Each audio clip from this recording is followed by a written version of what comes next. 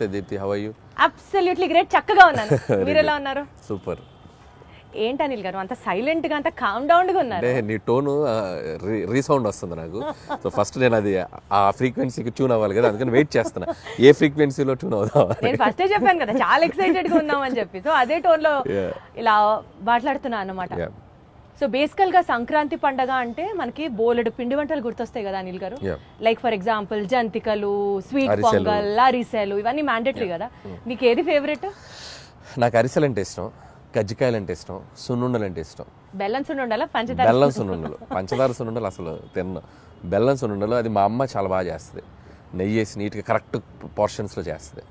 So బెల్లం సున్నుండలు బాగా తింటాం. సో మన సినిమాని ఏ స్వీట్తో పోల్చి ఇలా ఉండబోతుంది సంక్రాంతికి వస్తే? మన సినిమాలో అన్నీ ఉంటాయి, ఒక్క స్వీట్తోనే పోల్చలేను. అంటే మనకు ఒక గారె, పులిహోరే అండ్ ఒక స్వీట్, ఒక దానికి కాంబినేషన్స్ ఉంటాయి కదా. సో అన్ని రకాల ఎలిమెంట్స్ కలిపి ఉంటుంది సంక్రాంతికి వస్తున్నాం. సో ఒక డిష్తో నేను ఒక పర్టికులర్ దీంతో నేను కంపేర్ చేయలేను.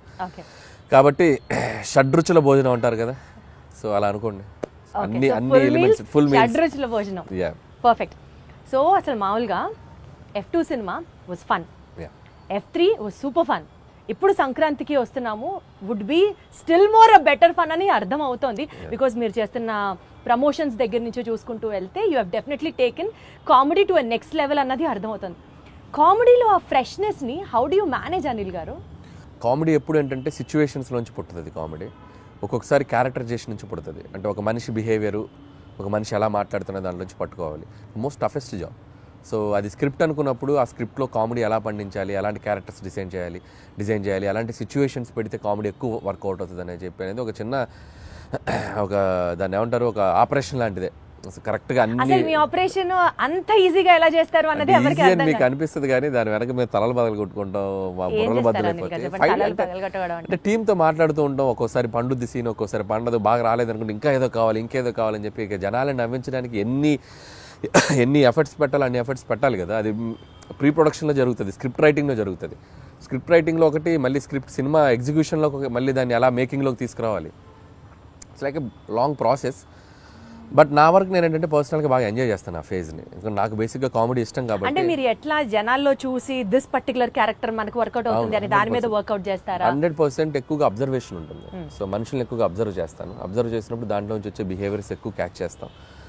అవి మనం సృష్టించడానికి, అంటే ఇప్పుడు సినిమా అనేది ఒక ఇమాజినేటరీ వరల్డ్ కదా. సో మనం అన్ని పాత్రలు మనం సృష్టించాలి, ఒక ప్రపంచాన్ని క్రియేట్ చేయాలి. అది చిన్న సినిమా ఉండి పెద్ద సినిమా ఉండండి.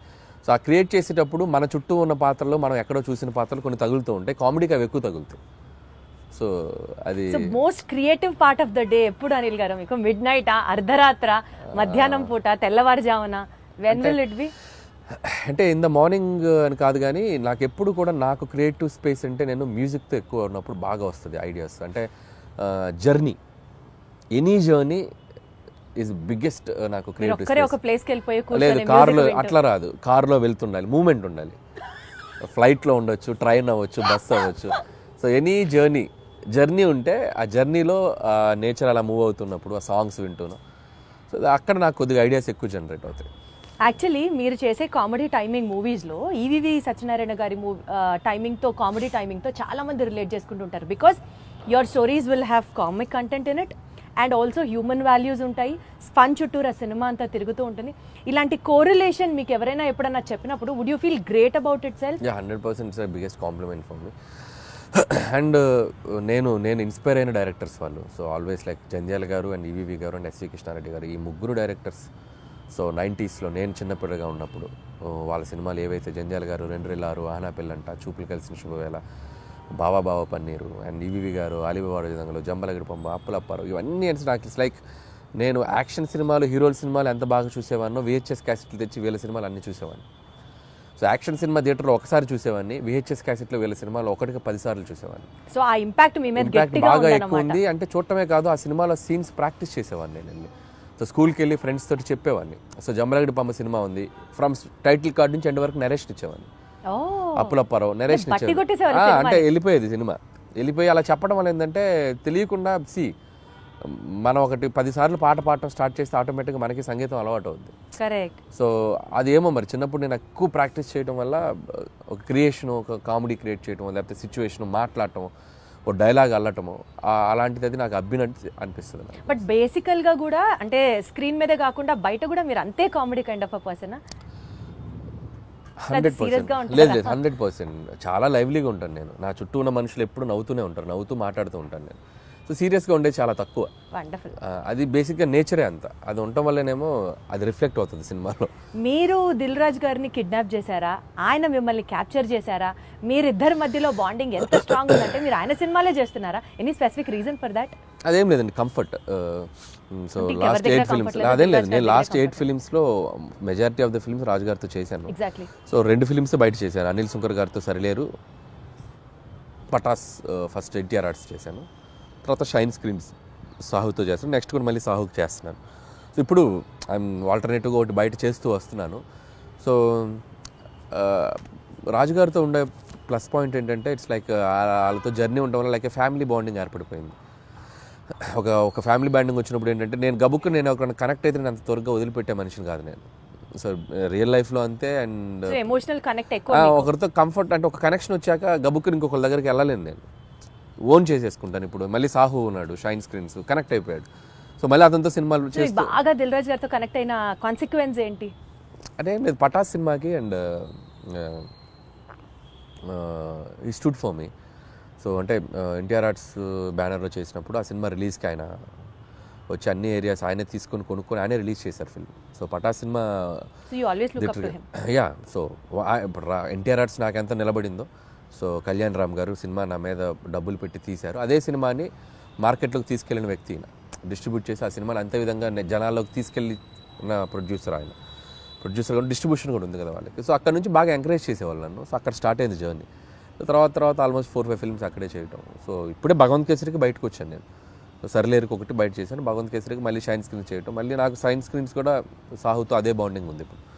సో సాహుతో కూడా ఫిల్మ్స్ చేస్తాను ఇప్పుడు మళ్ళీ నెక్స్ట్. గాట్ ఇట్ 40 ఫిల్మ్స్ కంటే పైగా తమిళ్లో చేసినటువంటి ఐశ్వర్య రాజేష్ గారిని కూడా మీరు ఆడిషన్ చేసి ఈ సినిమాకి సెలెక్ట్ చేశారు అని విన్నాము. అంటే you were so particular about the character, లేదా ఆవిడ చేయగలరా చేయలేరా అన్నట్టు మీకు డౌట్ ఉందా? అంటే ఆడిషన్ అని కాదు కానీ లుక్ టెస్ట్ చేసాం. లుక్ టెస్ట్ చేసినప్పుడు నా భయం ఏంటంటే ఐశ్వర్య రాజేష్ తెలుగు అమ్మాయి, అద్భుతమైన పెర్ఫార్మర్. సో ఒకసారి యాక్సెంట్ ఎలా పలుకుతుందో తెలుసుకుంటే, తన బాడీ లాంగ్వేజ్ నేను అడాప్ట్ చేసుకుంటే నేను రాసేటప్పుడు నాకు ఇంకా ఈజీ అవుతుంది. సో నేను ఇప్పుడు వీటీ గణేష్ ఉన్నారంటే నేను ఆయన బాడీ లాంగ్వేజ్ నాకు అర్థమైపోయింది. ఎవడరా మీరు, అది వచ్చేస్తుంది, నేను చెప్పగలను, మాడ్యులేట్ చేయగలను. సో అలా ఒక్కొక్క హీరో, ఇప్పుడు నరేష్ గారు ఉన్నారు, రాజేంద్ర ప్రసాద్ ఉన్నారు, ఒకసారి వాళ్ళతో నేను పట్టుకున్నానంటే నేను వాళ్ళది ఈజీ అవుద్ది నాకు రాయటానికి. సో ఐశ్వర్యకి ఏంటంటే తను ఏదో జోక్గా చెప్తుంది కానీ ఆడిషన్ లాగా కాదు, తన బాడీ లాంగ్వేజ్ తనది ఎలా ఉంటుందో నాకు రీడ్ అవ్వాలి ఇక్కడ మైండ్కి. సో అందుకని ఒక 2-3 డైలాగులు ఎలా చెప్తుంది, సారీ బా, మీరు ట్రైలర్లో చూస్తారు కదా, లవ్ యూ బా, ఆ భావాన్ని ఎలా పలుకుతుంది, యాక్సెంట్ చెప్పగలుగుతుందా లేదా అనేది చూసుకున్నాం. సో బేసికల్గా మీరు మనుషుల్ని స్టడీ చేసేస్తారు, బాడీ లాంగ్వేజ్ని అర్థం చేసేసుకుంటారు. You have that skill. Easy అవుతుంది. ఇప్పుడు ఉపేంద్ర లమ్హాన్ ఆయన ఉన్నారు, ఆయన యానిమల్లో చేశారు. యానిమల్లో చేసినప్పుడు నాకు విపరీతంగా నచ్చిన క్యారెక్టర్. నేను సందీప్ రెడ్డి వంగతో కూడా దాదాపు చాలాసేపు మాట్లాడి ఆయన నంబర్ తీసుకొచ్చాను నేను. యానిమల్ ఇంటర్వెల్లో వస్తాడు, బొమ్మలు అమ్ముకునేవని అనుకుంటున్నారా అనేది విచిత్రమైన టైమింగ్ ఉంటుంది. అది నాకు భలే చూడగానే భలే అనిపించింది నాకు. అరే భలే పెక్యులర్గా ఉన్నాడు ఇతను అని తీసుకొచ్చి నేను ఆ సినిమా యానిమల్ ఒక 10 సార్లు చూసా ఆయన బాడీ లాంగ్వేజ్ని క్యాప్చర్ చేసుకోవడానికి. చూసుకొని నేను నరేష్ ఇచ్చినప్పుడు అతను షాక్ అయిపోయాడు, ఉపేంద్ర లమ్హాన్, ఇదేంటి ఈ నాలాగా నాలాగా కనిపిస్తున్నాడేంటి, ఇన్ఫాక్ట్ నాకంటే బెటర్ కనిపిస్తున్నాడేంటి అన్నారా? మీకు కాంప్లిమెంట్ వచ్చిందా? యా, ఈ టోల్ లైక్ దట్. సో నేను ఆ బాడీ లాంగ్వేజ్ని ఓన్ చేసుకోవడం వల్ల ఆ మిమిక్రీ చేయటం ఒక ఇది ఉంది కాబట్టి నాకు ఈజీ అవుతుంది క్యారెక్టర్స్తో రాయటానికైనా పెర్ఫామ్ చేయించడానికైనా. అప్పుడు నాది వాళ్ళ మీద రుద్దటం కంటే వాళ్ళ దాన్ని బెటర్గా అడాప్ట్ చేసుకుని దాన్ని బెటర్ చేయడం ఉన్నప్పుడు ఎప్పుడు ప్లస్ అవుతుంది. ఏమన్నా స్కెచ్ ఏమన్నా sketch. Meenakshi is such a beautiful heroine. ఇప్పటి వరకు తను చేసిన ఫిల్మ్స్లో తన క్యారెక్టర్కి తగ్గ స్కోప్ రాలేదు అని ఒక చిన్న పాయింట్ ఉండింది. ఈ సినిమాలో how you going to show it to her? So Meenakshi బేసికల్గా వెరీ డెడికేటింగ్గా చేసే అమ్మాయి. అండ్ ఇద్దరు అమ్మాయిలు వెరీ గ్రౌండెడ్. నేను చేసిన అన్ని సినిమాల్లో బెస్ట్ యాక్టర్స్ వీళ్ళిద్దరు, I can say proudly. So very down to earth and very friendly and like A time చెప్పినా, ఏ సినిమాకి అంతసేపు ఉన్నారన్న నైట్ ఎక్స్టెండ్స్ అయినా నో కంప్లైంట్స్ అట్ ఆల్. గుడ్డులా కష్టపడతారు సినిమా కోసం ఎంత దూరమైనా కష్టపడేటువంటి మెంటాలిటీ ఉన్న అమ్మాయిలు ఇద్దరు అండ్ వెరీ జెన్యూన్ సోల్స్ అనమాట. సో అందుకని వాళ్ళకి అందుకే ఇఫ్ మీరు అన్నట్టు మీనాక్షికి లక్కీ భాస్కర్ తనకి మంచి పాత్ర పడింది, బాగా చేసింది. అండ్ ఈ సినిమాలో కూడా తనకేంటంటే ఐశ్వర్య రాజేష్తో వచ్చేసి ఒక కంప్లీట్ ఇన్నోసెన్స్, ఒక చదువు రాని ఒక పల్లెటూరు గబ్బలై ఒక వెంకటేష్ గారి వైఫ్గా ఉండి భర్తని విపరీతంగా ప్రేమించి పక్కన ఆడగాలి సోకితే చాలు ఫ్రస్ట్రేట్ అయ్యి పొసెసివ్గా ఫీల్ అయ్యే అమ్మాయి లైఫ్లో. అమ్మో భర్తకి ఒక ఎక్స్ గర్ల్ ఫ్రెండ్ ఉండటం అనేది ఒక షాకింగ్. ఆ అమ్మాయికి ఆ అమ్మాయి ఎలా డీల్ చేస్తుంది అనేది ఆ అమ్మాయి క్యారెక్టర్. మీనాక్షిది వచ్చేసరికి దానికి బౌన్స్ అవ్వాలి, ఆ అమ్మాయి క్యారెక్టర్కి బౌన్స్ అవ్వాలి. సో మీనాక్షిది కూడా చాలా మంచి రోల్. అండ్ యాక్షన్ ఉంది, ఫస్ట్ ఒక 10 నిమిషాలు అమ్మాయికి ఒక ఫైట్ కూడా ఉంది. And police officer role. So glamour wise cutout wise ఆ అమ్మాయిది కూడా సినిమాకి హెల్ప్ అవుతుంది ఇద్దరు.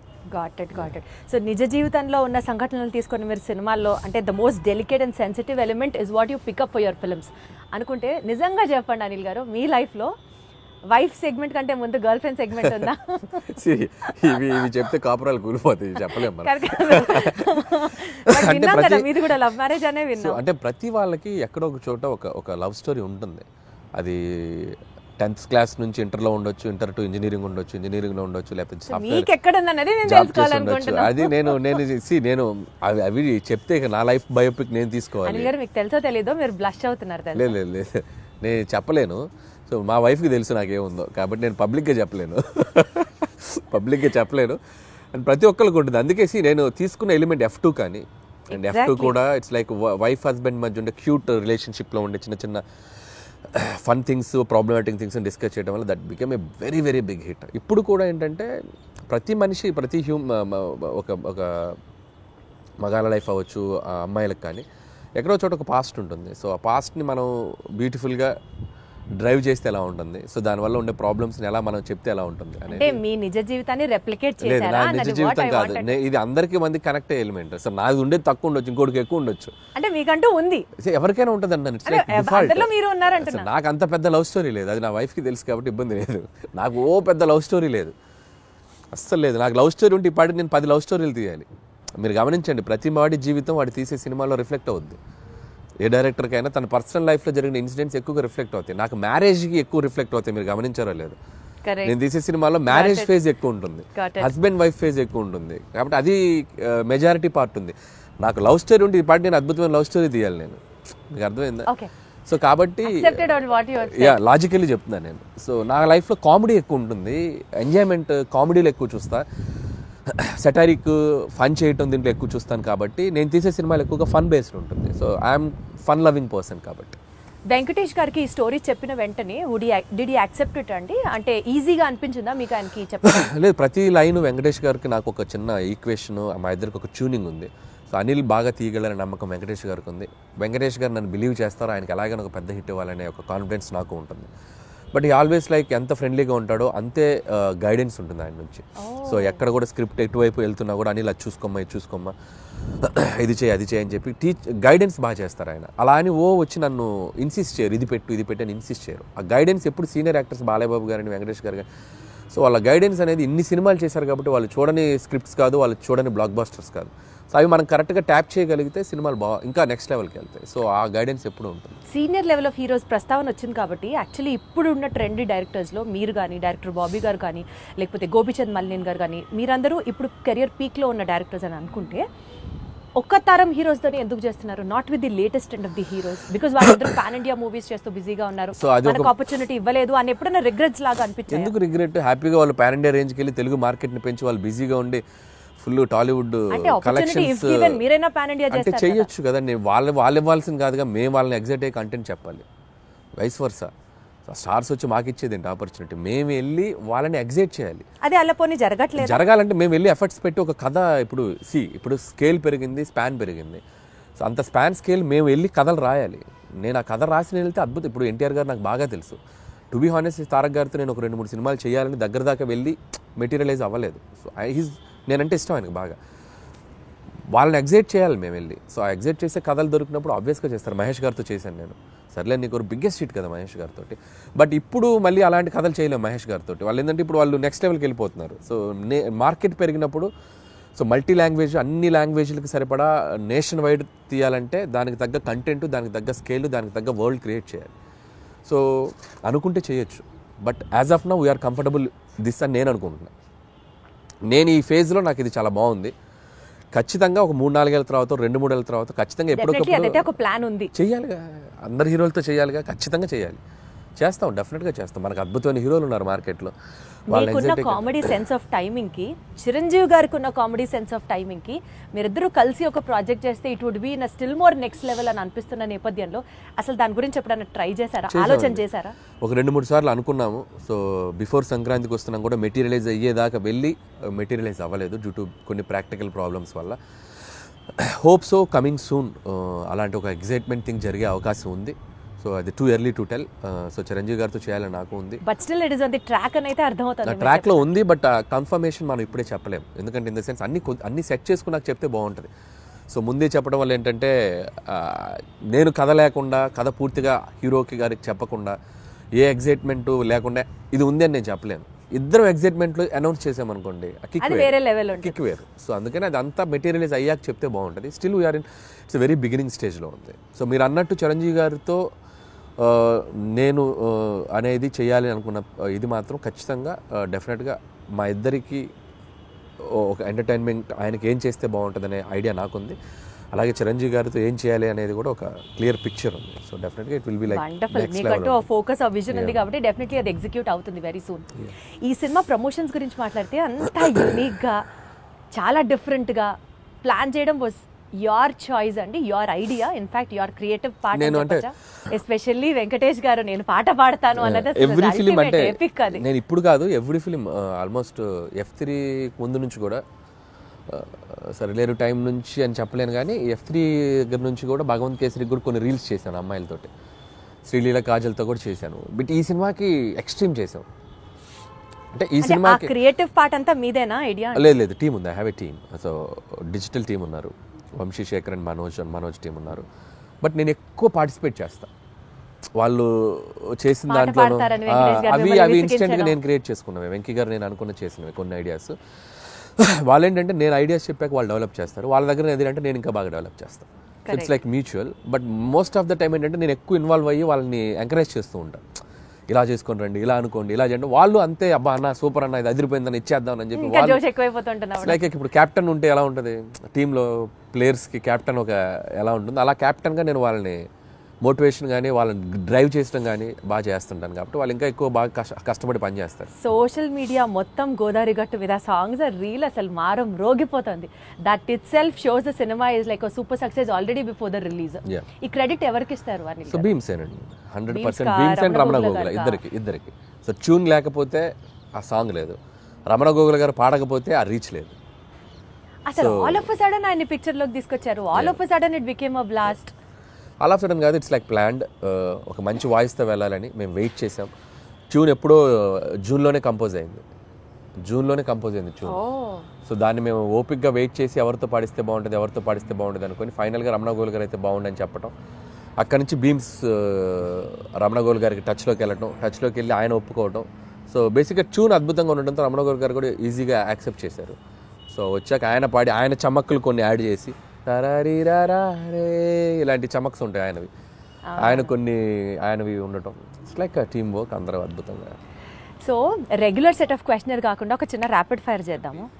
ఫాస్ట్గా టక్కన ఆన్సర్ రావాలి మీరు, okay? Because that it self is rapid fire. హీరోగా చేస్తారా, విలన్గా చేస్తారా? మీకు ఆపర్చునిటీ ఉంటే. విలన్గా చేస్తారు. Who is your favourite villain? నా ఫేవరెట్ విలన్ రఘువరన్. ఆ వాయిస్ ని మిమిక్ చేయగలరా మీరు? ఒక్కసారి. శివ శివ శివ శివ వాడేమన్నా దేవుడా, 2 లారీల జనాన్ని తీసుకెళ్ళి చంపేయండి. వేరే లెవెల్ అని గారు మీరు. ఏదో గుర్తుంది అప్పుడు. మీ ఫేవరెట్ పంచ్ లైన్ మీ సినిమాల్లోది, సీక్రెట్ గా మీరు రియల్ లైఫ్ లో మీరు వాడుకునేది ఏంటి? డైలాగా?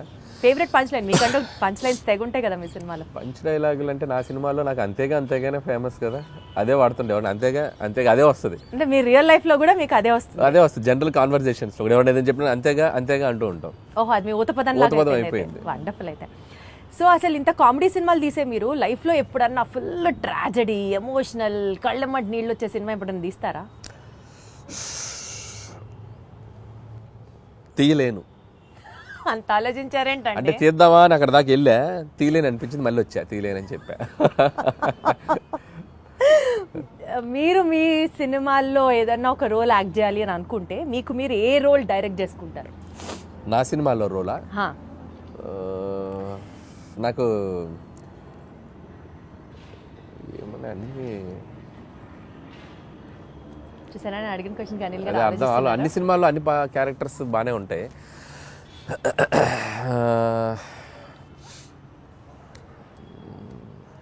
అంత ఆలోచించద్దు అనిల్ గారు. చూస్తాను ఏదైనా మంచిది ఏదో నా గురించి చెప్పుకోవాలి కదా, నన్ను పెట్టారు మీరు, ఏదైనా చెప్తే చెప్పచ్చు, నేను చేయాలని చెప్పారు కదా. అంటే ఒక్కసారి నాకే సభాష్ అనిపిస్తుంది ఇంత ఆలోచించేలాగా క్వశ్చన్ అడిగానా అని.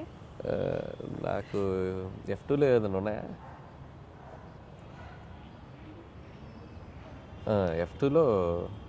F2లో రఘుబాబు గారి రోల్ బాగుంటుంది నాకు. సో వెంకీ గారి పక్క నుండి ఎమ్మెల్యే క్యారెక్టర్, అదైతే నన్ను పెట్టుకొని ఇంకోసారి తీసుకుంటాను. అది బాగుంటుంది. వాళ్ళిద్దరు మంచి కెమిస్ట్రీ కూడా బాగుంటుంది. కరెక్ట్ సూట్ అవుతుంది కదా పర్ఫెక్ట్ గా. వండర్ఫుల్. సెట్ లో హ్యాండిల్ చేయడానికి హీరోస్ బెటరా, హీరోస్ ఈజీయా, లేకపోతే కామెడియన్స్ ని హ్యాండిల్ చేయడం సెట్ లో కష్టమా? నాకు అందరితో ఒకటే ఈక్వేషన్, హీరో అయినా కామెడియన్ అయినా అందరితో బాగుంటాను నేను. They love me, I love them.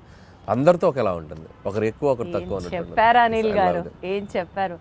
So usually మీరు ఒక సినిమాకి టైటిల్ పెట్టేటప్పుడు స్క్రిప్ట్ ఫస్ట్ చూస్తారా, లేకపోతే క్యాచీ టైటిల్ కావాలనుకుంటారా? క్యాచీ టైటిల్ ఆలోచిస్తాం. స్క్రిప్ట్ కి సంబంధం లేకపోతే లింక్ అవ్వడానికి ఆలోచిస్తాం. అది లింక్ అవ్వాలి. స్క్రిప్టా catchy title? Catchy title.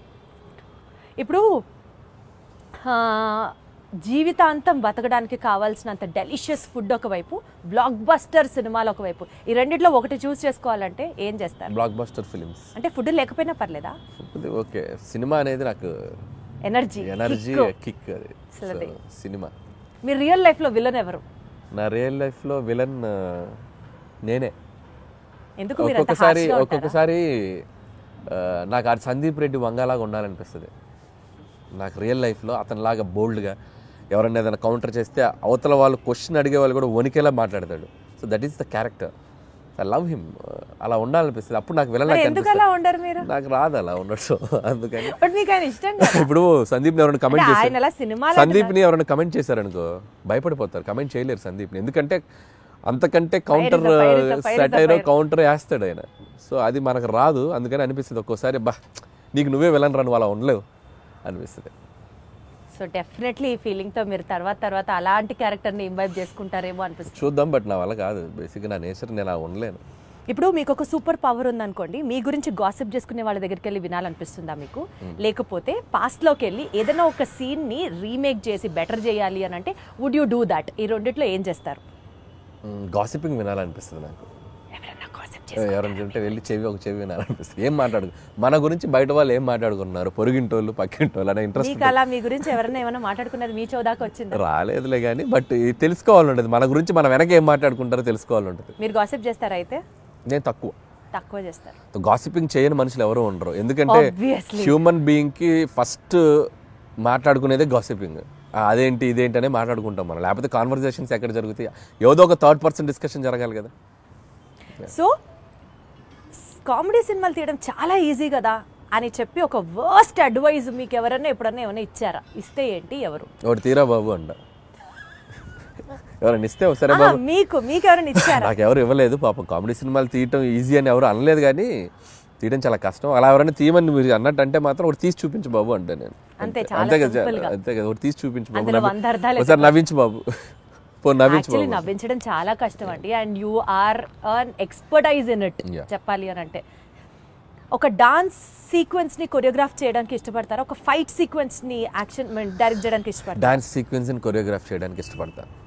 Dance sequence and choreograph. అదే డాన్స్ సీక్వెన్స్ ని కొరియోగ్రాఫ్ చేయడానికి ఇష్టపడతా. మీరు రీసెంట్ గా ఒక డాన్స్ చేశారు బ్లాక్ బ్లేజర్ వేసుకొని. సోషల్ మీడియాలో కింద కామెంట్స్ మీరు చూసారో చూడలేదో, హీరో మెటీరియల్. చాలా మంది అంటున్నారు అలా సోషల్ మీడియాలో, బాగానే అంటున్నారు కానీ బట్ ఇప్పట్లో మనకు ఆలోచన లేదు. బట్ ఆ వైబ్ ఎంజాయ్ చేస్తున్నా ఆఫ్లైన్ లో. ఇప్పుడు టీవీకి వెళ్ళినా ఎక్కడికి వెళ్ళినా సరదాగా డాన్సులు చేస్తూ I'm capturing my age, I'm capturing my look in the library పెట్టుకుంటున్నానుగా. సో ఒక 10 ఏళ్ళ తర్వాత వెనక్కి తిరిగి చూసుకుంటే, సో వేసుకోవాల్సిన సూట్లు, వేసుకోవాల్సిన హెయిర్ స్టైల్స్ అన్నీ క్యాప్చర్ చేసి యూట్యూబ్లో పడేస్తున్నా. ఇంకా నేను హీరోగా చేయాల్సిన పనేముంది? లేదు కదా. ఆ ఫీలింగ్ కూడా లేకుండా నాకు నేను ఇలా కనిపించామరా మనం బాగానే ఉన్నాం కదా అనిపించుకోవడానికి అన్ని వేషాలు వేసేసాం. ఇంకేంటి? అట్లా కాదు, జెన్యున్ గానే జనాలు నిజంగా అంటున్నారు hero material it's not my cup of tea. Because you also dance so good అండి. అదే అంటే దానికి హీరో అవ్వాల్సిన పనేం లేదు. సో ఏదైనా మంచి ఫ్యూచర్ లో ఆఫ్టర్ 6-7 years ఏదైనా క్యారెక్టర్ ఆర్టిస్ట్ యాక్టర్ గా చేయాలని ఉంది నాకు. హీరో అనేది ఇట్స్ లైక్ చేస్తారన్నమాట. యాక్టింగ్ చేస్తాను చాలా సార్లు చెప్పాను, I become an actor but not like a hero. Hero and it's like a big responsibility. So చాలా మంది ప్రొడ్యూసర్స్ అందరి అంటే ఒక మార్కెట్ని నువ్వు నిలబెట్టాల్సిన బాధ్యత ఉంటుంది హీరో మీద. అంత బాధ్యత నేను పెట్టుకోను. It's like too heavy for me. Actor అనుకోండి, పెయిడ్ హాలిడే వెళ్ళిపోయి క్యారవాన్లో కూర్చోండి, సరదాగా ఆ రోజు ఎంజాయ్ చేసి వచ్చేయచ్చు. మన మీద ఏం బరువు బాధ్యతలు ఉండవు కదా, అంతే కదా. సో మీ ఫేవరెట్ కో స్టార్ ఎవరు? నా ఫేవరెట్ కో స్టార్ అంటే నేను యాక్టర్ని అయితే కో స్టార్ అని చెప్పగలను. నా ఉద్దేశం ఏంటంటే పనిచేసిన వాళ్ళు వెంకటేష్ గారు యాజ్ ఆఫ్ నౌ. ఇప్పుడు ఈ సినిమాకి ఇప్పుడు బాలకృష్ణ గారితో పనిచేసినప్పుడు బాలకృష్ణ గారు. సచ్ డిప్లొమాటిక్ ఆన్సర్ ఇది. నేను అలాగే పనిచేస్తాను, టు బి హానెస్ట్ అలాగే పనిచేస్తాను. నేను పనిచేసి వన్ ఫేవరెట్ అన్నట్టుంటారు కదా, ఆల్ టైమ్ ఫేవరెట్ అన్నట్టుంటారు కదా. ఆల్ టైమ్ ఫేవరెట్ అంటే నాకు ప్రతి యాక్టర్తోనూ all best moments I have. Even Ravi Teja గారితో అలాగే బెస్ట్ మూమెంట్స్, కళ్యాణ్ రామ్ గారి దగ్గర నుంచి. నేను డిప్లొమాటిక్ అని చెప్పట్లేదు. ఎవ్రీ వన్ ఇప్పటికీ నాతో అంతే ఫ్రెండ్లీ వైబ్లో ఉంటారు. సో ఎవరిని నేను సైడ్ చేయలేను. Got it. ఆల్ స్టార్స్ నాతో పనిచేసిన, ఈవెన్ మహేష్ బాబు గారు స్టిల్ ఆయన ఒక 20-25 minutes మాట్లాడుకుంటాం ఫోన్లో. ఎప్పుడు కాల్ చేసినా, ఆయన ఎప్పుడు ఫ్రీ ఉన్నప్పుడు కాల్ చేసినా అదే వైబ్ ఉంటుంది. సో నేను వెంకటేష్ గారిని కలిసినప్పుడు అదే, బాలయ్య బాబు గారు ఇప్పుడు ఏదన్నా కూడా ఫోన్లో మాట్లాడతారు. సో పాయింట్ ఏంటంటే అల్టిమేట్ గా everybody loves you so much. Everybody loves you at same amount of love వస్తుంది నాకు. సో నేను అంతే ఇస్తున్నాను, నాకు అంతే వస్తుంది. కాబట్టి నేను ఎవరిని తక్కువ చేయలేను. సపోజ్ మీరు ఒక డెజర్టెడ్ ఐలాండ్ లో ఉన్నారు, రొమాంటిక్ స్టోరీ రాస్తారా, కామెడీ స్టోరీ రాస్తారా? డెజర్టెడ్ ఐలాండ్ లో ఎవ్వరు లేరు, ప్రశాంతంగా ఉన్నారు, such a key note on your script. So కామెడీయే వస్తుంది అక్కడ. అక్కడ కూడా నా కష్టాలు తెలుసుకుంటూ నా మీద నాకు జోకులు వేసుకోవడం తప్ప, నేను బతకాలంటే నాకు నేను ఎనర్జీ ఇచ్చుకోవాలి కదా. అమ్మో, దీంట్లో చాలా డెప్త్ ఉంది అనిపిస్తుంది ఏంటి అనిల్ గారు? అంతే కదా మరి. లైఫ్లో ఎప్పుడు మనం స్ట్రగుల్లో ఉన్నప్పుడు just crack joke on your self అంతే. మనల్ని మనం లైట్ చేసుకుంటేనే మన స్ట్రగుల్ నుంచి బయటకు రాగలం. అసలు మీరు స్ట్రగుల్లో ఉన్నారా అన్నది ఇక్కడ పాయింట్. ఇప్పుడు అందరికీ మీరు అన్న సిచ్యువేషన్ లో అంటే ఒక డెజర్టెడ్ ఐలాండ్ అంటే ఎవరు లేకపోతే అది బిగ్గెస్ట్ స్ట్రగుల్ కదా. ఒక మనిషి ఒంటరిగా బతకడం అన్నంత స్ట్రగుల్ ప్రపంచంలో ఎవరికి ఉంటుంది? నువ్వు ఉండు, ఒక ఒంటరిగా ఒక 2 రోజులు ఉండి ఎవరు లేకపోతే. డెజర్టెడ్ ఐలాండ్ కాదు, నువ్వు స్వర్గంలో అయినా పెట్టు, నువ్వు వెళ్ళి హెవెన్ లో పెట్టు, ఒక్కడే బతుకు, హెవెన్ లో 2 రోజులు బొక్కలో హెవెన్ అని చెప్పి వచ్చేస్తాము, అంతే కదా. Wonderful. So coming back to the movie thing, 10th game changer release అవుతుంది, 12th డాకు మహారాజ్ రిలీజ్ అవుతుంది, అండ్ 14th సంక్రాంతికి వస్తున్నాం రిలీజ్ అవుతుంది. టెన్షన్ ఉందా ఈ కాంపిటీషన్ లో ఎలా పర్ఫామ్ చేస్తాము అని? సో టెన్షన్ లేదు. జనాలు డబ్బుల్ని దాచుకొని మరి why they have to see సంక్రాంతికి వస్తున్నాం. సో ఆల్రెడీ మేము ఆడియన్స్కి ఏం చేస్తున్నాము, ఏం చూపించబోతున్నాం అనేది క్లియర్గా చెప్పేసాం. సో మా ఆడియన్స్ మాకు రావడానికి సిద్ధంగా ఉన్నారనే నమ్మకం ఉంది. సో అలాగే మిగతా సినిమాలకు కూడా దేర్ సెట్ ఆఫ్ ఆడియన్స్ వాళ్ళకున్న. రామ్ చరణ్ గారి గ్లోబల్ స్టార్, ఆయనకున్న ఇమేజ్, ఆయనకున్న స్టార్డమ్, ఫ్యాన్ ఫాలోయింగ్, ఈ హ్యావ్ హిస్ ఓన్ స్ట్రెంగ్త్. అలాగే బాలయ్య బాబు గారు కంప్లీట్ మాస్ యుఫోరియా ఉన్న హీరో. సో ఆయన సెట్ ఆఫ్ ఆడియన్స్ ఆయనకున్నారు. మాది ఒక బుల్లి మార్కెట్, మా గోల్లో మేము ఉన్నాం కాబట్టి సో భయం లేదు. అండ్ సంక్రాంతి నాకు ఇది 3వ సంక్రాంతి. సో ప్రతి సంక్రాంతికి ఒక కాంపిటీషన్ ఉంటుంది. సో నా వరకు నేను సర్వే అవుతూనే వస్తున్నాను. సో 2 సంక్రాంతులు కూడా బీభత్సంగా ఆడినాయి నా 2 సినిమాలు. సో ఈసారి కూడా ఒక సేఫ్ బెట్లోనే ఉన్నానని అనిపిస్తుంది. ఆ 2 సినిమాలు కూడా అద్భుతంగా ఆడాలి, నా సినిమా కూడా బాగా ఆడాలి. Super duper. Very diplomatic answer, but still you wanted, but still everyone wants, whole industry wants that. Absolutely. అందరం బాగుండాలి, అందులో మేము ఉండాలి అన్నట్టు. So good luck to you Anil గారు, more power to you, super power to you. ఈ cinema super success అవ్వాలని కోరుకుంటున్నాను. All the very best.